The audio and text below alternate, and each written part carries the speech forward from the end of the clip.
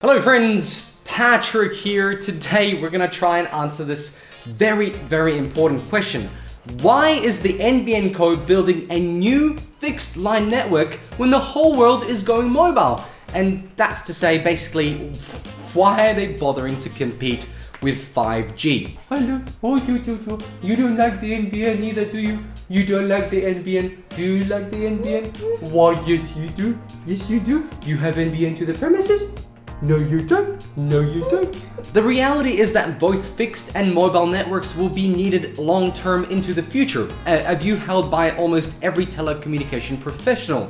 This is supported by the Australian Bureau of Statistics information on the amount of data that Australians are downloading, measuring in the gigabytes per month. In a 3-month period ending June 2018, almost 94% of data downloaded was on fixed networks. This means only 6% of data was downloaded on mobile networks. This ratio has not changed significantly over the past decade because mainly Game of Thrones is much easier to download on your computer than it is on your mobile device, FYI. Now, will we actually ever see fixed networks actually become redundant? It is true that 5G mobile will be more efficient and will allow greater speeds than 4G, but not to the extent that one often hears hyped in the media.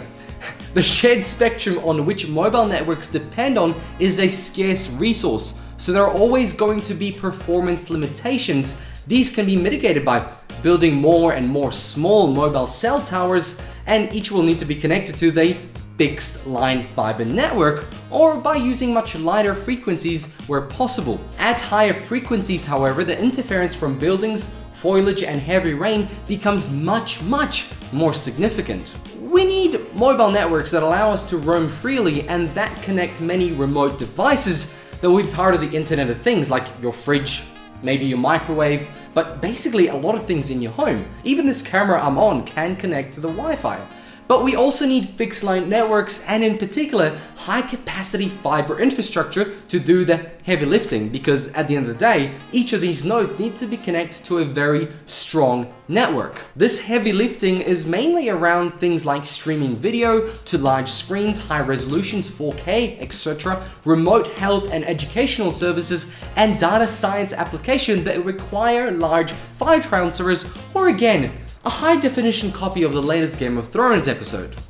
Those in the industry who take a more realistic view of emerging technologies note that the same traffic congestion issues will still need to be tackled with 5G, and the improvement is going to be incremental. For those remote premises, approximately 4% that could be reached by the deep fiber or fixed wireless network, NBN Co had planned to launch 2 high-capacity satellites to provide broadband access. Turnbull spent many hours in parliamentary joint committee meetings trying to prove the NBN Co management was providing a Rolls-Royce solution, well beyond what was required. He repeatedly made the same argument to the media. There is enough capacity on private satellites already in orbit or scheduled for launch for the NBN to deliver broadband to 200,000 or so premises in remote Australia without building its own. Rah! Well, even as late as August 2015, in an interview with Fairfax Media, he said, "There's no question, I was very critical of the proposal of the government to build those 2 satellites for the national broadband network." One of the companies Turnbull encouraged NBN Co to consider was Newsat. NBN Co had already concluded that Newsat business plan was dubious at best, and even if it did launch its Jebru-1 satellite, it was planned to be located over the Bay of Bengal, hardly ideal for providing broadband services across Australia, or at least the Australian continent in general.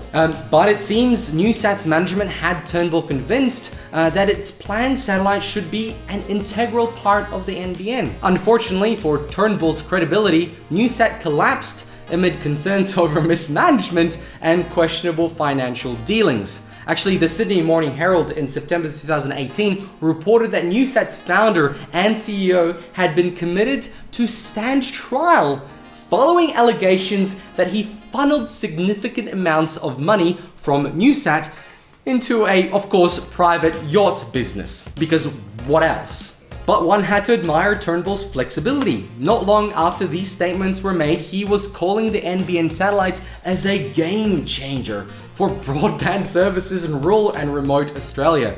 And his strategic review poised the launch of 3 NBN satellites rather than 2. Unfortunately, Turnbull's flexibility did not extend to his MTM. Even when his original April 2013 predictions were proven to be wildly optimistic, it may have been better if Turnbull, as the incoming Shadow Communications Minister in September 2013, had followed the earlier extortionists of his leader, Tony Abbott, to use the money being spent on Labor's NBN to instead duplicate the Pacific Highway or assist with flood recovery. The result may have been a delayed NBN, but it would more likely have been built using a future-proof technology like fiber to the premises or generally fiber everywhere. Friends, thank you very much for watching, and like I said, my content is hopefully being made for Australia. We are based in Australia, so all the stuff we're talking about is Australian based. So if you're an American viewer and just want to hear about what's happening in Australia, and I have had some comments saying, what the hell is the NBN? Oh, there's a lot more to it, and this is just another part of it. Friends, thank you very much for watching. Like, subscribe, let me know what you think. Let me know in the comments why the NBN is doing this. Why is the government so bad? And I'll catch you guys in another video. Maybe it'll be tech related, maybe it'll be NBN, or maybe it'll be something else altogether.